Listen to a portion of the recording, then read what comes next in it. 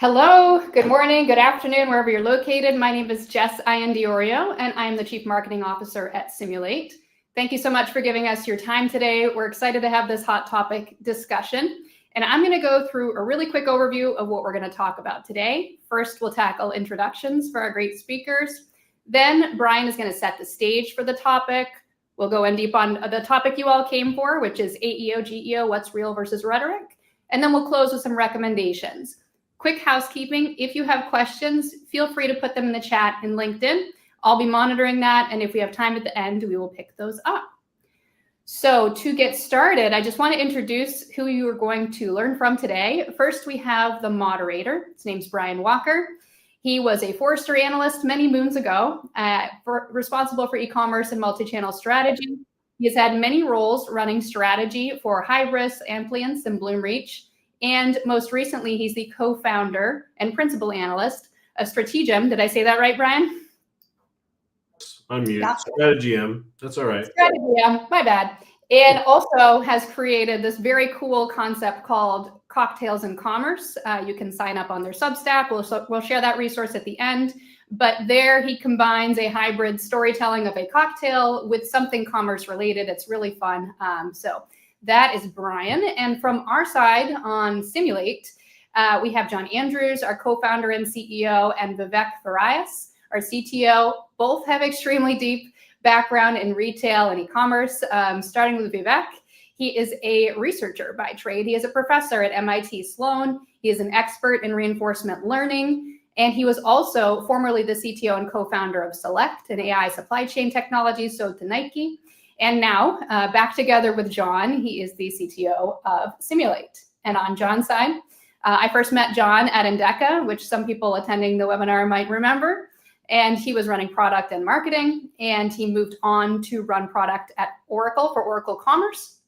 And he was also the CEO at Select prior to now being the CEO at Simulate.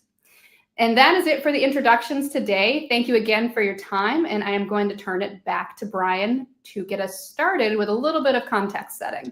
Well, first of all, Jess, thank you for the kind introduction, and good morning, everyone from Seattle. You can see that it's damp and it's fall here, but the sun is kind of threatening. You kind of see it on the back wall. So maybe we have a little bit of sun break today. It's so great to be here with some old friends and some new friends. I too met John back in the Endeca days, and Jess, I think I met you there as well. And that's back a long time ago, the many moons, back when I was at Forrester. And actually, no, I should correct that. I think I was actually an early customer of Endeca, one of the first retail customers, and then later worked with John and Jess while I was at Forrester. It's great to be here for what I know is going to be a really fascinating and interesting conversation about a very hot topic, right? AEO and GEO, and what you should be thinking about when it comes to that, whether you're a retailer and brand trying to ensure that you're discoverable within the answer engines and AI search, or whether you're in the vendor community, an agency, an SI, and so forth, thinking about how to advise and consult your customers where there's kind of an urgent need. Before we get into the conversation, we just kind of want to set the stage a little bit. So we'll go ahead and move on to the next slide. And something that I think is probably very obvious to all of us, ChatGPT and solutions like it, Google Gemini, Perplexity, Anthropic, and so forth, have already dramatically changed how we search, how we find information, how we do research on anything. Also, of course, how we get things done, whether that's in our work life or our personal life. And yes, of course, how we shop. Next slide, please. There's today we're here to talk about AEO and GEO, and I just sort of thought, maybe some people aren't quite clear on what that sort of set of acronyms means. Now, no question, you're all quite familiar with SEO, and that's a well-established practice to optimize discovery within Google and Bing and search engines, right? And there's a tried and true set of best practices to drive metadata and attribution and cross-linking and so forth to drive that. And of course, things like page speed and other things have factored in to ensuring, good quality SEO. And AEO GEO is essentially the evolution of that, aiming to get your products and content cited and recommended within AI-generated answers and conversational search results through the answer engines, ChatGPT, Gemini, and the like. So that's what we're here, of course, to talk about today. But why is this important? Next slide, please. Thank you. We all know that there's a lot at stake. The numbers are pretty massive. Answer engines already today have 1.2 billion global active weekly users. That's over an eighth of the total population of the planet. Naturally, there's people across the globe accessing and utilizing these tools. ChatGPT today is essentially 2/3 of that. Google owns about 18%, and then there's sort of a tail off from there. But naturally, depending on the use case and the role you're in an organization and so forth, you might be using a variety of different tools. And now, of course, with new browsers coming online from the likes of ChatGPT and Perplexity, these are weaving even more so into our daily lives, and this will continue to evolve. eMarketer, forecasts that by the end of 2026, 43% of all internet users globally will be accessing and utilizing answer engines regularly. And that kind of encompasses AI search as well, but that's a massive number. And of course, penetration, as you can see in the chart, is highest amongst some of the most important consumer segments. When you look at this generationally, it's not really a surprise that younger consumers are gravitating toward it. And even you can see Gen Alpha, who are still fairly young, right, are quickly going to become avid consumers of answer engines. And many are reporting about a 10 to 20% drop in organic and paid search traffic. And that's sort of anecdotal. That's from talking to lots of different businesses in the market. And we'll hear from John what he's hearing here in a little bit. And what's interesting is that despite the drop in traffic, sales thus far are flat. So even though traffic has fallen, sales have managed to kind of keep pace, which sort of demonstrates that consumers who are clicking through answer engines have a higher degree of intent, a higher degree of relevance as they engage further down their shopping journey, which is very interesting. Next slide, please. It's also really interesting to recognize that consumers are already gravitating toward this, largely because of the quality of the research and the quality of the context they're able to get back, right? They're providing a lot of additional information. These are longer prompts and text strings. They're naturally evolved quite a bit from keywords. We all understand that the more context we give an answer engine, the better quality of the result, which is part of the change in consumer behavior that everyone's starting to really see and manifest, which will impact not just how people use sort of web search or answer engines, but also how they engage with commerce sites.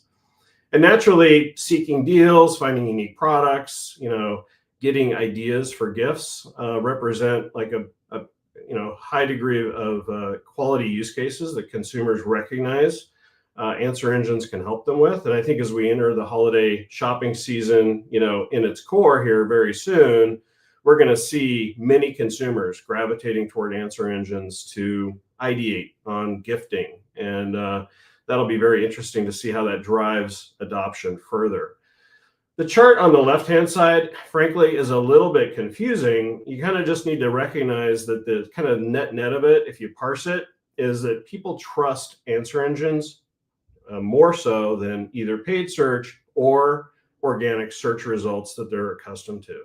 So they're already recognizing that there's a higher quality, right? They're trusting it more. Between trust a little bit more or a lot more, that's a significant cohort of customers. And as consumers get more and more accustomed, and the foundation models and the answer engines get better quality, models and results, that'll also, of course, increase. So all of that is sort of adding to the hype, but it is still really important to recognize that the number of consumers really engaging in active sort of shopping journeys, and really gravitating towards perhaps even an instant checkout through these answer engines remains a fairly small number. So we have to kind of keep that in context and kind of recognize that there could be, to some degree, some over-indexing. So it's important to understand the topic. It's important to understand and lay the foundation. for how you can ensure discoverability to compensate for the shift in consumer behavior and how the answer engines work, while recognizing that the tactics you're using today in direct marketing and your website commerce experience remain critical for the foreseeable future. So with that kind of context setting, I think it's a good opportunity to get into the questions. And John, I'm going to turn to you first. What are you hearing? I presented some data there.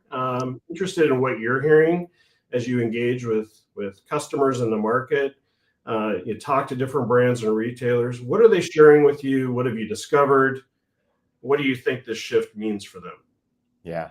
Let me start with saying I've spent the last 20 years, Brian, listening to you pontificate on commerce, and it never gets old. And the way things are moving right now, it's a really, really interesting time. Right. And so really appreciate some of the research you presented, and just your perspective and the service out of the goodness of your heart that you're bringing to this, to all of us within this market. And I'll say the same.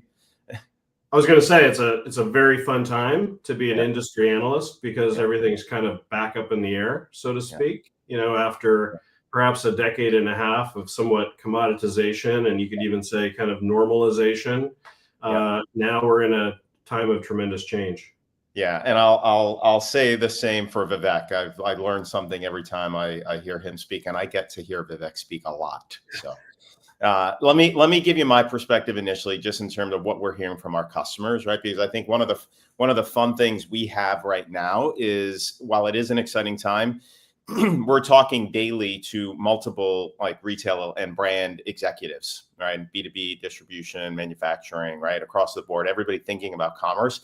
And frankly, there's just an enormous amount of confusion out in the marketplace right now. Things are moving really fast.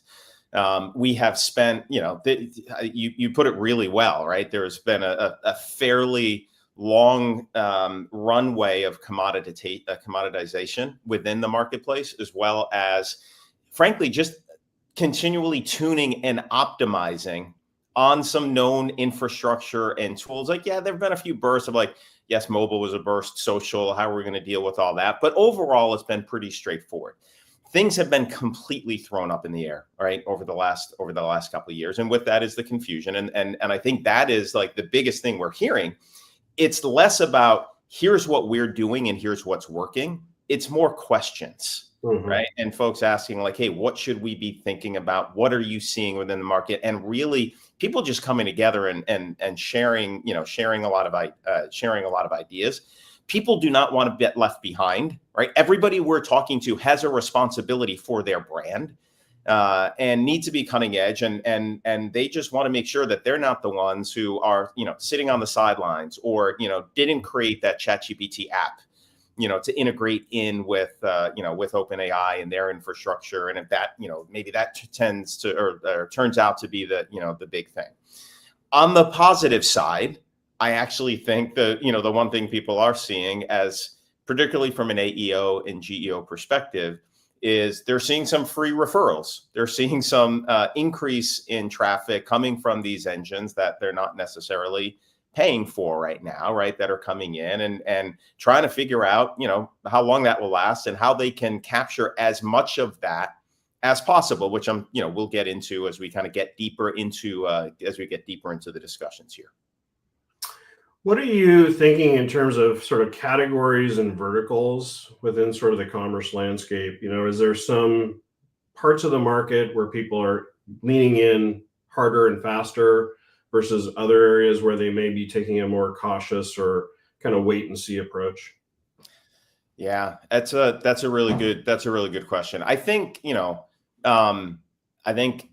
I think everybody's trying to figure out how to promote their content. I think brands are in a really interesting position right now, because they don't necessarily care how their products get highlighted, right? And so kind of but the power has been shifting for a number of years, towards brands over the last decade plus.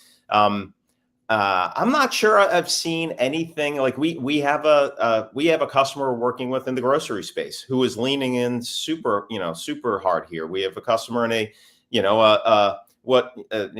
electronics distribution, like B2B distribution company that has a really innovative CTO and head of product that are figuring out how to enable kind of their internal team as well as their commerce facing websites with more agentic based solutions, right? To really help customers make decisions across more complicated products, right? So that they know what to buy. And then, Vivek and I have a lot of experience working with fashion retailers, right? Who are leaning in and trying to figure out when there is still a lot of art in the decision making of how people choose between how is this new technology, how can we describe the products, in the best way to get, captured and identified by the large foundation models and answer engines, right? But then also when customers are interacting with them and using more of a LLM-based approach on product discovery. So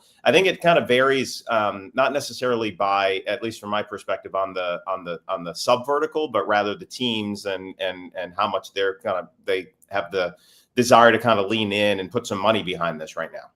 Right, and potentially, get a jump, right, and get some advantage as a result.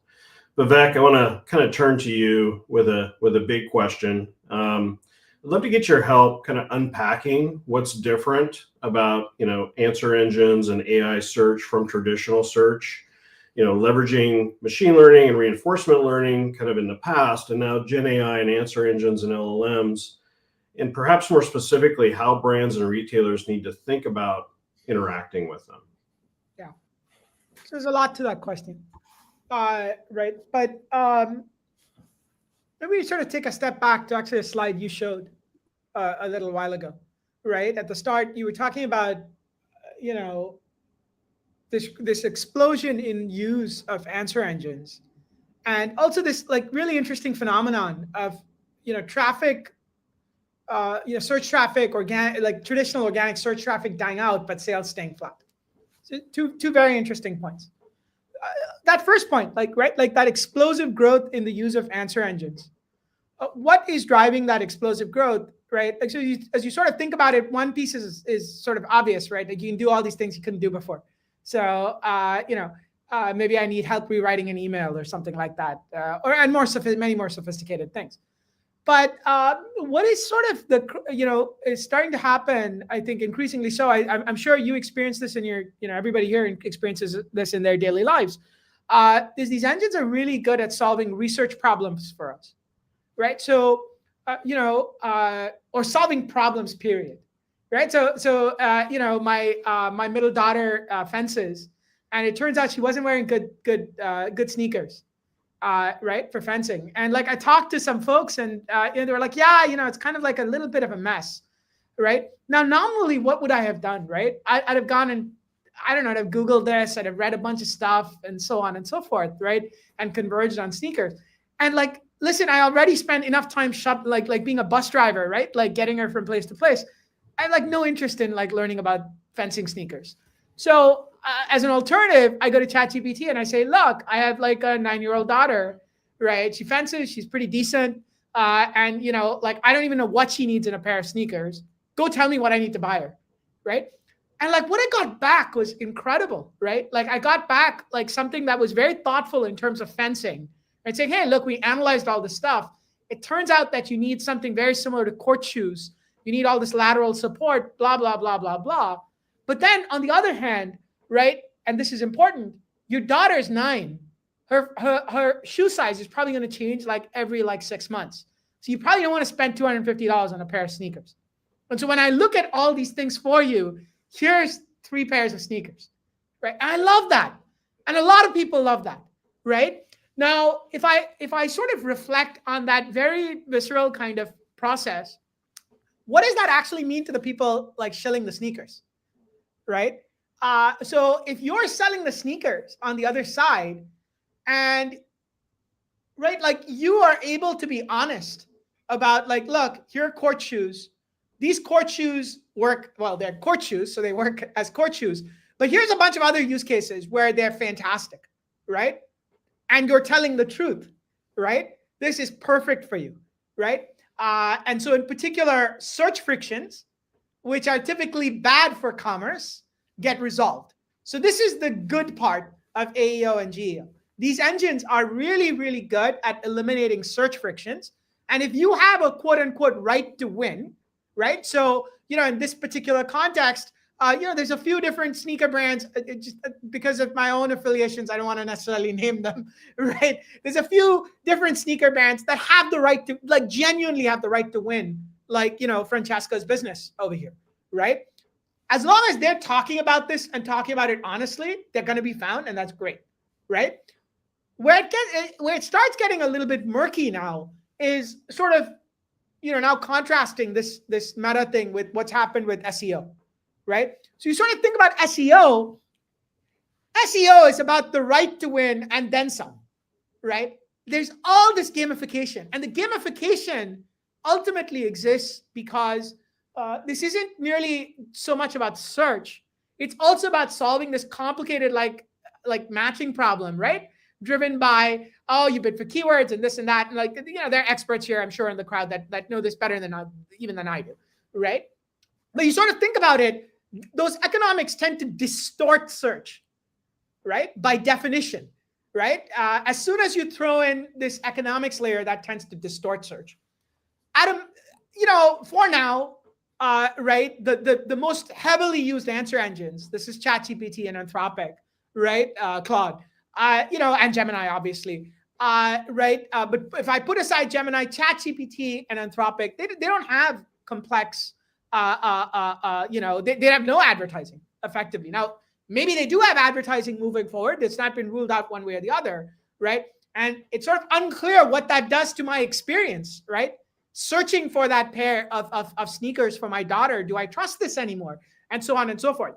So basically, in a nutshell, what I'm saying is you can expect one of two paths to materialize. One path is, this is literally, Google redo, right? Like, that's it. In which case, AEO and GEO is literally no different from SEO, right? It is the same thing, right? There may be a few things here and there, like along lines of tactics, right? In the sense that, maybe the scraping is somewhat different and blah, blah, blah. But these are not fundamental things, right? On the other hand, if we're sort of in the modality where you get discovered when you truly have a right to win, which is, by the way, to be very clear, the modality that exists today, right? Like when we look at referral patterns, the vast majority of the AI referrals come from ChatGPT, right? Which is just, as far as we can tell, really focused on kind of like very objective measures of what I care about, not what, the sneaker vendor cares about, right? And so if you're playing that game, of course, it's a little bit different, right? You have to be cognizant about where you have a right to win and equivalently where you don't have a right to win, right? And my big sort of meta advice over there is identifying those places where you have a right to win and talking about your product in a way that kind of exposes all of that. There are also tactics related to this with scraping and this and that, right? Which is a different story, but that's kind of the thing. The flip side of that coin, and then I'll sort of shut up, is the SEO playbook of sort of saying, look, I don't necessarily have the right to win, but I want to kind of win, right? That's probably a terrible idea because the engines are actually really, really smart, and their only objective is kind of eliminating search frictions, right? So if you try to BS the engine, we've seen that do all kinds of things, and I have tons of stories to tell. Yeah, it'll be interesting to see as things like instant checkout through the answer engines, continues to get promoted and rolled out, right? There'll be kind of a way for the answer engines to then determine, where is conversion actually happening off of these and, tune, their recommendations and results accordingly. And I think everyone's very sort of leery about, the impact, SEO like tactics and or paid placement will have on the answer engines and what Cory Doctorow might call the enshittification, a trap that could kick into gear. But before we move on, what does it take really to make it work today for a brand and retailer to ensure that their products are being discovered in the right context, through an answer engine. How is that working today? Yeah. So this, by the way, is also a question with a huge amount of surface area. And also there's so much noise. So it's a little hard to separate the wheat from the chaff over here, right? Like, what's the truth? What's not? A little difficult. But let's kind of level set, right? So one thing is you want to share your catalog. It seems like sharing your catalogs with the answer engines gives you a clear benefit, right? Walmart and Target are reporting, tons of referral traffic, as all of us probably know. Again, like the numbers are hard to kind of divine, right? Because it's like the denominator is not clear, and so whatever. But that said, like they are making a noise about it, and they're clearly benefiting. And what have they done? They've basically shared their catalog, right? So everybody can share their catalog, and that's potentially great. Again, that's a topic where you can kind of debate, right? Like, listen, if I share catalog, am I giving up my own agency, right? And so on and so forth. And so let's put a pin in that piece of the thing, right? And let's say to your question, like what seems to be happening today, I'm not saying this is necessarily a good thing going forward, is people sharing their catalog. So that's one thing. However, right, it's unclear that that's kind of like the only or the main driver. It is very clear, right, that in the flow of answering your question, right, a lot of these systems, which by the way, under the hood are agentic, right? So when I went, just picking up my example from earlier, right, when I went and I asked ChatGPT about the sneakers for my 9-year-old, right, what kicked off under the hood? What kicked off under the hood was an agentic process. What it did not kick off saying, oh, my job is to like sell Vivek stuff. Absolutely not, right? It looked at my question and it started this whole agentic loop of understanding the question, coming up with a plan of like, what was it going to research, right? And then what was it going to do?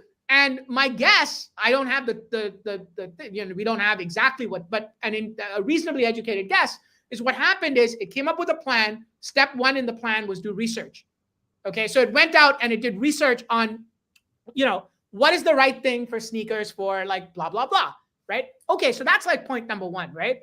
Like if you have a right to win, there should be people doing research about you that say you have a right to win. Okay, so that's like point number one at the top of that funnel, right? Like, hey, Wirecutter did like whatever a thing. And in this case, it's not Wirecutter. It's like some random fencing forum. Yeah, right? There's a whole Reddit thread on fencing sneakers and so on and so on. Exactly. And that was the first thing that probably got hit, right? It hit that. It learned what things mattered to actual fencers, right? It said, okay, so these are like the desiderata over here, right? Then from there, it said, okay, now I'm going to go search, right?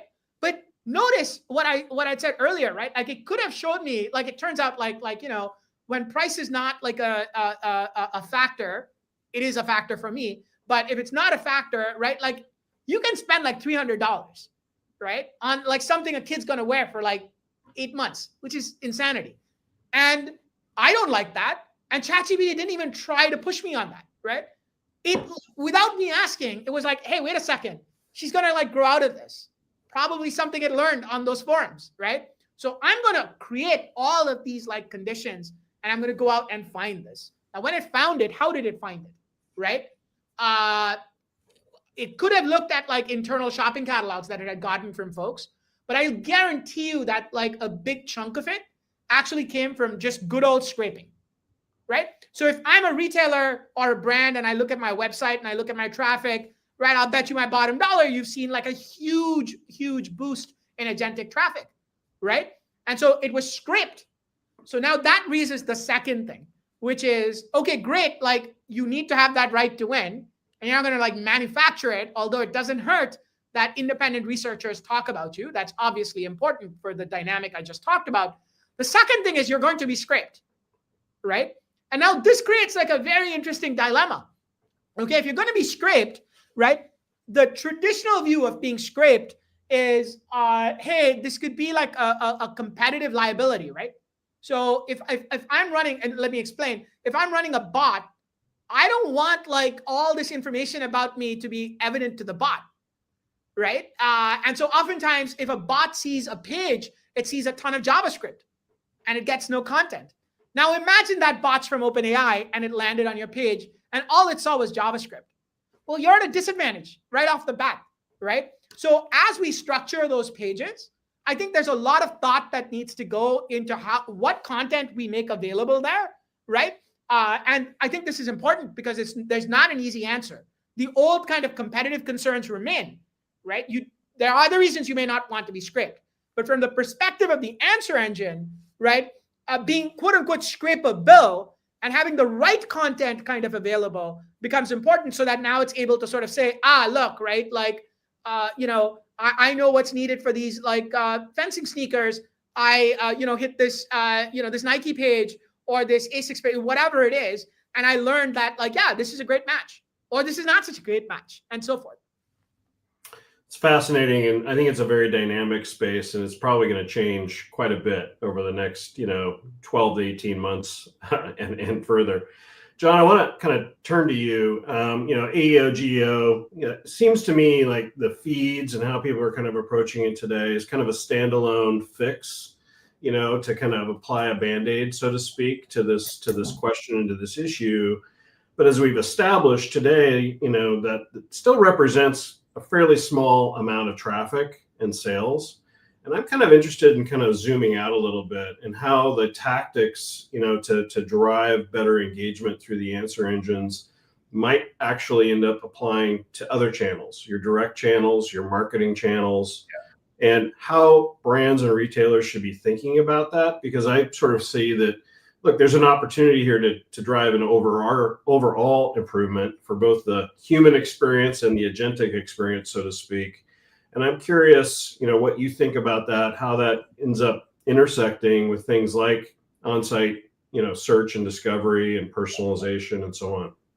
Yeah. So AEO is and GEO getting a lot of attention right now, for sure, right? Just because of people, the top of the funnel is super important for most retailers and brands, right? To capture as much of that traffic as possible, and then be able to convert it, right?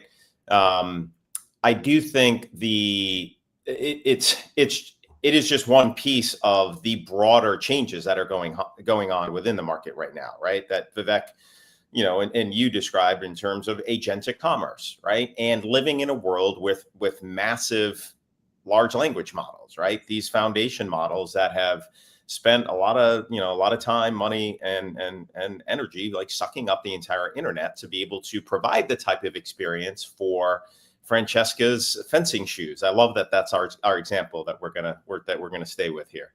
And I think one of the key factors that we see in all of this is like, yes, your data, and are you scrapable? Do you have the right to win that business based on leadership within your domain and with your products, and a lot of things that Vivek talked about.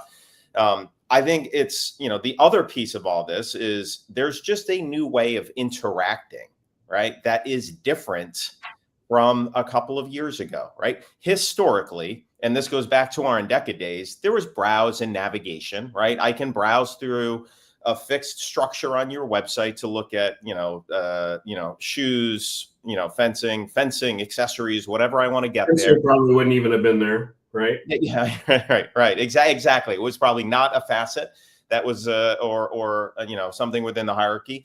Facets, right? This is where Endeca dominated the market. Right now, it's industry standard, but people are looking for other ways, to describe. You had search, right? I did not think I would be back in the search space after spending a decade there. Vivek convinced me that now is actually a pretty good time again for search. We should explore a bit more here. But historically, you had 2, maybe 3 keywords, right? And the third keyword, you might throw the engine, the index way off, right? And the fourth keyword, God help you, right? It was how we were trained. Now, right, with these answer engines, folks are putting in much broader prompts in terms of how they're interacting, right? And what they're asking for. So where we were trained in a certain way for a while, people are now being trained by ChatGPT, Perplexity, Claude, Gemini in different ways of being able to, in being able to ask for, what they're looking for. Retailers and brands need to be able to interact in that way and respond in that way. So there's a new stack. There's a new kind of technology that needs to be brought to bear. It's an LLM-based operating system that needs to, drive that. Brian, you put out some research around like a commerce GPT, right? And this is something that understands at a much deeper level the context and the intent of what people and agents are asking for, right? And so I think that the biggest thing that we're seeing now, granted, this is the main thing that we're working on and developing as well. So take this with a grain of salt. But I think from an agentic perspective, particularly within commerce, it's understanding at a much deeper level product information, right? How people talk about those products, how they describe those products, how they choose between those products, right? In a much deeper way than keyword search or even kind of AI-based kind of semantic search was able to do. That has a very real place now on their commerce websites, right? Or within their infrastructure for, direct marketing purposes, but also just interacting with customers. When customers come, you need to be able to understand a broader context and intent. The second piece, though, is just from a broader agentic perspective, when these engines are doing their research, right? There's a real scenario here where, when Vivek puts in his search for fencing shoes, ChatGPT is hitting an MCP server for, fencing.com or whatever the leading kind of website is, and bringing in the full prompt that Vivek put in there. And fencing.com needs to be able to, or Foot Locker or whoever, need to be able to respond to that and understanding that context in a way to bring back the best answer and the best products to solve for that particular prompt and that particular need, right? So having that infrastructure that now is much more advanced from what was available even a couple of years ago, like that is table stakes. Like you whether it's, whether it's Simulate or, something else, you need to have that Commerce GPT and that infrastructure in place at this point. Yeah, I agree. And I think, there's so much to unpack there, but, you just think about the customer's expectations, right? Being trained, right, as we are through the answer engines and what we're doing there, all the time in our personal lives and our work lives.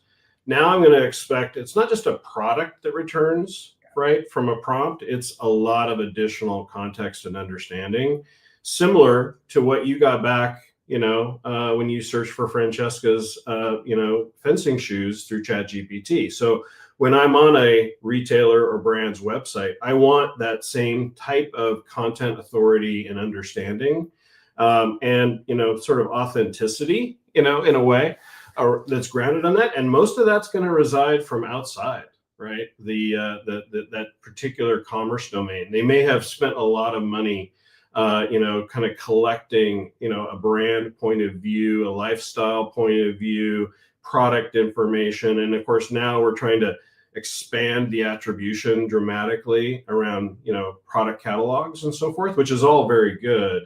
But now the customer's expectations have changed and you need to be able to deal with that. And as you said, it'll also, I think, evolve into how you interact with external agents as well as powering, a human experience.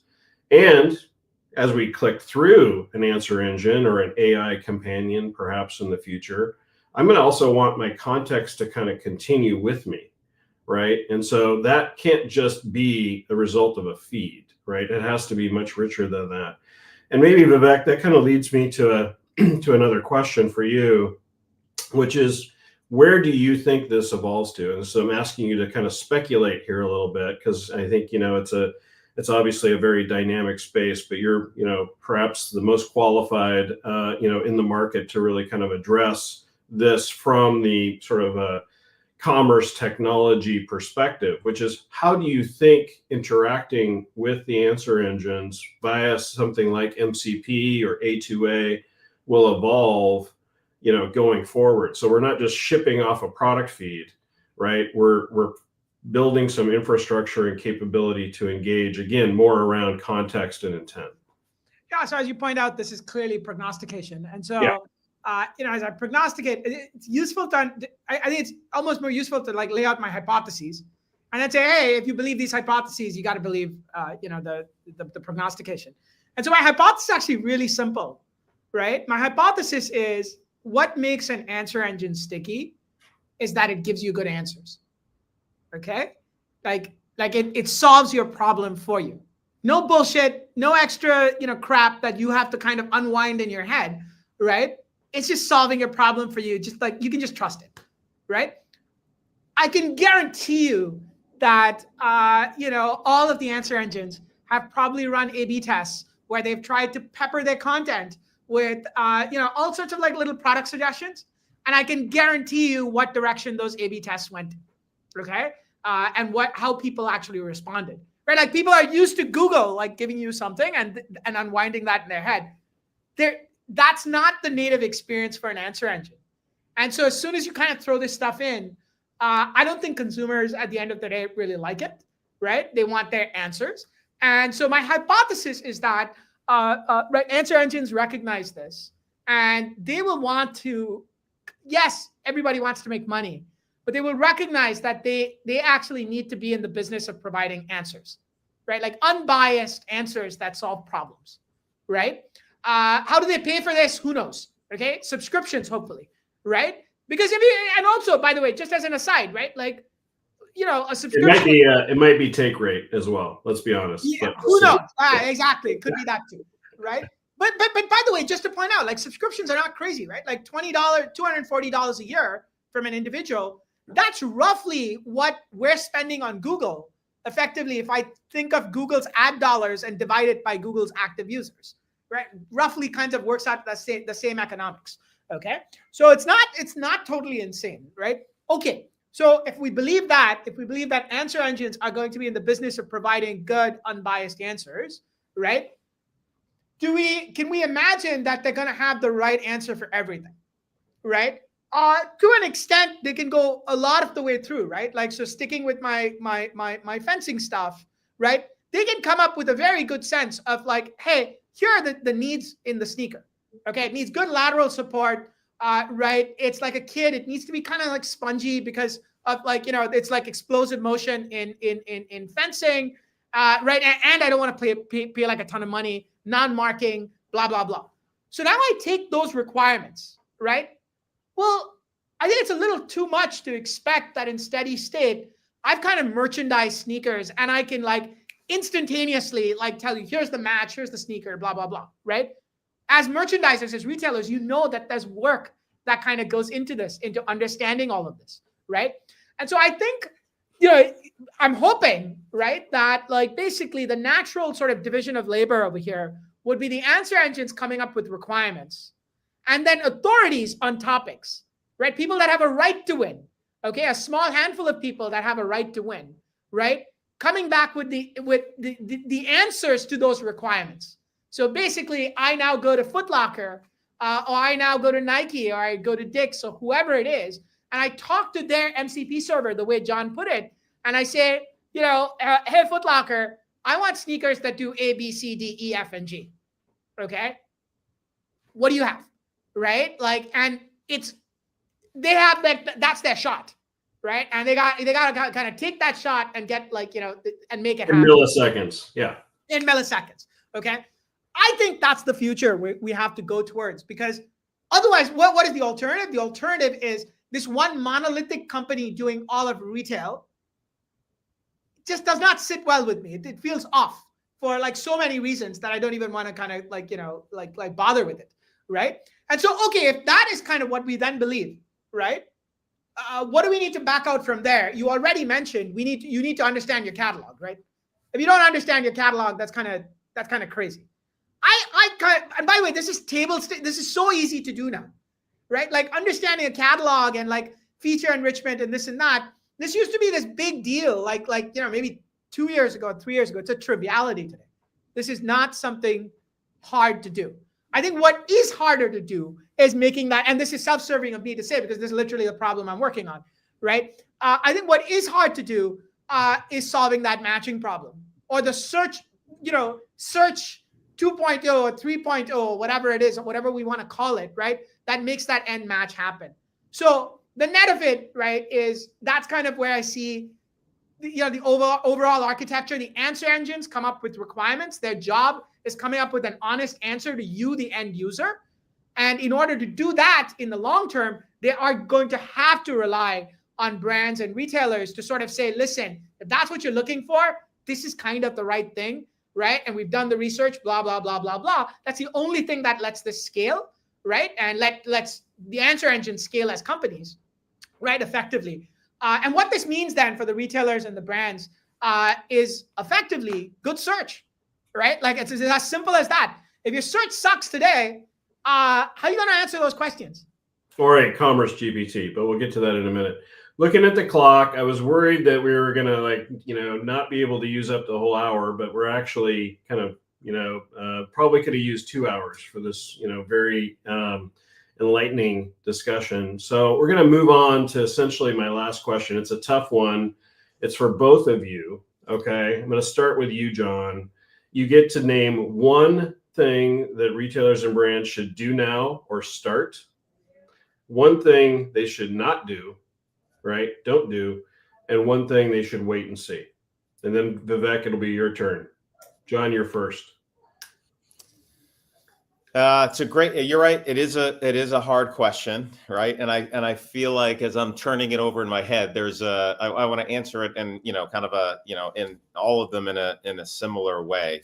I think like what to do now, right? I think what to do now is like be aware of these massive foundation models and like integrate in with them, right? Figure out and test away. Like we don't know what the long-term thing is going to look like, right? But for now, it doesn't feel like it's going to hurt to like invest a little bit and make sure that you're optimizing your content and you have an MCP server set up, right? And you're probably sharing your catalog. Longer term, is everybody just sharing their catalog? Hopefully there's a different model that kind of, that allows kind of more real-time interaction, as Vivek mentioned a minute ago. But I think you need to manage that. Same thing. Don't wait and see. Like, don't sit on the sideline and be like, we're just going to see what everybody else is doing. We're not the company that's the innovators here. We're the fast followers, and like things are moving really fast right now. So the longer you sit, the further behind you're going to be. Which then it's kind of cheating, but you're letting wait and see. Like that's a null. Like that's a null set, right? I think there's a lot you can and you should be kind of leaning into, even if it's just in small amounts, to be testing things out and learning. Yeah. Good advice. Vivek, what do you think? Yeah. So thank you for letting me go second. It'll give me a chance to kind of think about this. Sorry, John. I gave Vivek the opportunity to think. I got the meatball here. I got the meatball. So thank you. I'm not as John's very fast. I'm not nearly as fast. But no. So what should they be doing? And this almost feels like naked sort of self-interest over here, but I promise you it's not. Right. So let me start with like a piece of data. Okay. So for one of our customers who I want to talk about who they are, right? What we did is we compared the distribution of on-site search, okay, with the distribution of AI referrals. So they have a fair amount of AI referrals, right? And so we compared the distribution of products that correspond to the right products for their on-site search vis-a-vis what's happening from the answer engines. You know what we discovered? That those two distributions are basically the same. Okay? There's almost no difference in the two distributions. Okay? Now, if you're a retailer or a brand, what should you take away from that? What you should take away from that is you're not blind to kind of what's happening on the answer engine. Actually, it turns out what's happening on your site is a very good indication of what people on answer engines ought to kind of get to on your site, right? Like you see what I'm saying over here, right? Okay, with that piece of data in your bag, what should you be doing? Well, if on your site you can't provide good answers, this is a giant missed opportunity, right? Because it's telling you, hey, listen, making my on-site stuff work well is kind of completely aligned, 100% aligned with making the answer engine thing work well. So to me, the first order thing is understanding your search traffic at the very least, okay? Understand search traffic on your site for for goodness sake, right? Like, please understand it, right? Understand what those people are doing. Understand how important they are to you. Understand what those search trajectories look like. Ask yourself, are you doing well on that, right? Because these are right, like I have a friend that keeps talking about this leaky bucket kind of analogy, right? You pay all this money to get people into a bucket.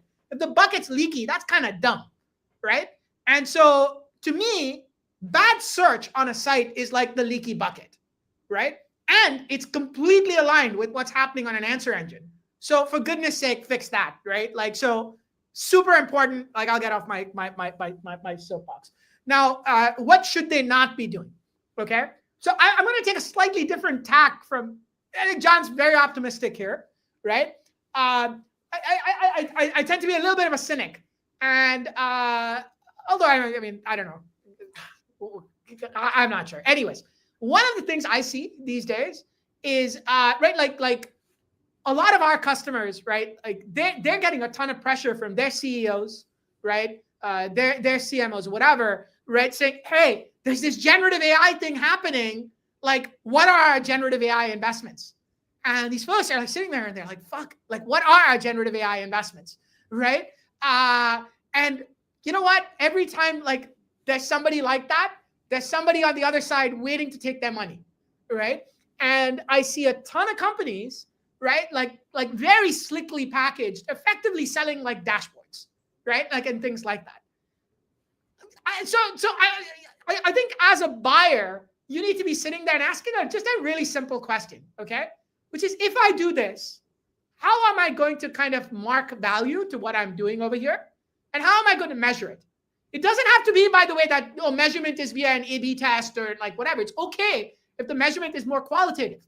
That's fine. But ask the question of what impact is this having on my business, right? And how am I going to actually measure it? And I think, like, as soon as you apply that lever, it automatically disqualifies like just a ton of things, which I see as just like naked, like, money grabs, right? Like nothing else. And that, I guess, lends its way to like the wait and see, right? Like, I think the wait and see, I think, corresponds to how the ecosystem is evolving, right? So I think the most uncertain part of the ecosystem is the connective tissue between me talking about wanting the fencing sneaker, right, and the handshakes that happen in between, right? Is there no handshake, right, which is kind of what it is sort of today, right, like to a first order, or is there a meaningful handshake, right? And I think that's where kind of the wait and see is like right, arises, like okay, which way is this thing going to go, right? And you got to hedge a little bit, but not. I think it's silly to make like a very strong investment, or a strong bet one way, one way or the other. So yeah. Great perspectives. Vivek, I know you may need to jump, so we might lose you, but just to kind of wrap up real quick, I get the luxury of maybe just adding a thought or two, from an industry analyst perspective, who's very involved with lots of different, segments of the commerce technology landscape and talk to many people out in the market. My perspective on what to do now, I really think we're exiting an era where there was really relatively stagnant investment in your commerce and your marketing tech stack, right? There were sort of incremental composable pieces that you were maybe, swapping in and out, maybe some fine tuning. We were sort of post-pandemic, right? Kind of in this period where there was a lot of economic uncertainty. And then, of course, the impact of generative AI has also led to a pause. So I think my first sort of piece to say what to do now is to really lay out the thesis inside your organization for why you need to invest. And it's going to come down to things like your product catalog. It's going to come down to things like, search and discovery and agentic capabilities to interact with various systems inside your organization, maybe to drive some automation and some optimization of your business processes and streamline things, right? Make your people more effective, and naturally to take advantage of the changes that are happening with the answer engines and across the ecosystem. Be careful, I would say, with quick fixes that are kind of applying a Band-Aid, and try to think a little more strategically about how the investments you are going to make are going to actually benefit your on-site experience, your direct marketing and how you engage, which is going to be, an opportunity to drive better return on ad spend, how it impacts your social commerce plays, in addition to supporting the answer engines. Because right now there's a lot of band-aids being applied, and that's not necessarily a bad idea, but you need to think strategically about how these sort of core investments might actually benefit everything. And then the wait and see. I think Vivek and John both did a good job of sort of talking about that. This is obviously a very evolving space, and the protocols that have been released recently around instant checkout and, of course, MCP, which is not even really a year old yet. These are going to continue to evolve. I think instant checkout through the answer engines is really a big TBD. We're going to have to watch it carefully to see how consumers respond to that, and does that become a meaningful channel for businesses to serve. I think it's an area that many should be experimenting with heading into 2026, but it's very much a wait and see. And obviously, you want to be pragmatic about what you spend to try to support what today is still a fairly nascent kind of consumer behavior. And there's really only one website today, and that's Etsy, that actually even enables it yet. So we have to recognize that that's still, very, very early days, although a lot of people are very excited about it. With that, Jess, I want to hand it back to you, and any questions we have or any wrap up. Perfect. Thank you so much. So on the screen, we have a couple of resources here. So the first QR code goes to one of the Cocktails in Commerce and Strategium resources. This is the Rise of Commerce GPTs. This is research that Brian and his co-founder Bill have been working on. Really good article. And I think you learned to make an aviation cocktail there too, if I remember correctly. So lots of fun. In the history of the aviation. Okay, there you go. And then the second QR code, Simulate was honored by being named a cool vendor by Gartner today. So you can go ahead and grab that report. So we're excited to share that. We had great questions coming in. I do want to move to this one briefly. How do we avoid losing brand nuance? Is this more facts than feel? And what new data do we need to feed into the model for broader operational excellence on these platforms? Any thoughts to share on that? Brian, you want to give your perspective? It's such a good question. I think, this gets back to being able to contextualize your brand, your knowledge of your market, the customers and the use cases that your customers are looking to sort of solve for in their lifestyles and their needs, and to take into account things that you're not really taking into account today, which would include things like Reddit and what and this is a nod to you at Simulate, John, and that is, there's opportunities here now to use simulation and other ways to collect a lot more data to understand, customer journeys in a much richer way, not even just on your own website, to drive a lot more context, and then infusing your brand voice, your content, your lifestyle that you're projecting, the problems you solve into how you engage with customers. And I think that can absolutely play out in the answer engines through, extended product feeds to a degree. Certainly, as things move to a more agentic interaction with the answer engines, there'll be an opportunity to take further advantage of that. But maybe even more importantly, take advantage of it in how you serve customers on your direct channels. And by that, I mean your websites, your apps, if you have them, and obviously in your direct marketing. And so this is really how I would say this is the opportunity for brands, most especially, right? They have to really lean in, and it's no longer just a hero image on a homepage, right? Or a lifestyle shot on a category page. It has to really be in how you talk and communicate. And ultimately that leads you to something like a Commerce GPT to enable that. And potentially some other systems plugging into that over time to enable that kind of interaction. I'll just quickly add to that. I think brand nuance is more important than ever. I think being able to communicate brand is still important, right? And being able to differentiate your brand in all of your different channels, as well as to, different answer engines based on your data, what you're putting out there on Reddit and all these other channels, becomes even more and more important. Yeah, it's the erosion of the physical location in a way, right? We used to sort of be able to dominate with where we put stores and which newspapers we advertised in, and obviously that moved to paid search and sort of trying to sort of dominate, sort of in a way, location. And now it's really about being able to serve context and nuance. It's an opportunity for emerging brands, but obviously established brands have to lean into this and really protect that nuance. Excellent. We have hit time. We have 2 more questions. We'll follow up directly on those. I just want to say thank you, John. Thank you, Brian. Thank you, Vivek. And thank you all for giving us your attention today. We really appreciate it. Hopefully you learned something new. Thank you. Bye-bye. Thank you all. Thanks.